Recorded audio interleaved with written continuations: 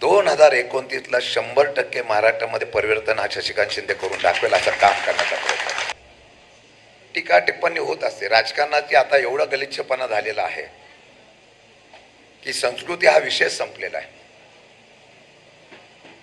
निवडणुका जिंकणं फार अवघड झालेलं आहे. सत्तेचा वापर.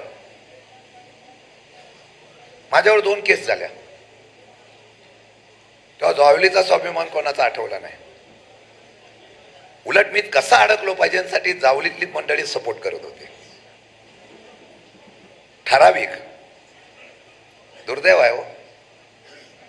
मी आजपर्यंत कोणाच्या वाईटावर एवढा कधी गेलो नाही.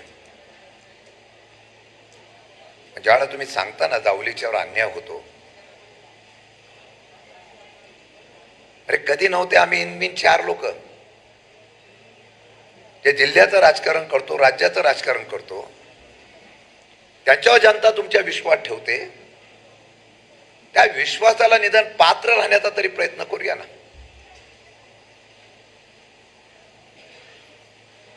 मोर्चे काढायचे आहेत, आम्ही काढतोय. काल पण मी भाऊ परवाच्या दिवशी पहिल्या प्रथम अध्यक्ष झाल्यानंतर नवी मुंबईमध्ये मोर्चा काढला. इथे बरेच असतील माथाडीवाले आमचे, सुरेश वगैरे सगळे होतो. काय मोर्चाचा विषय होता?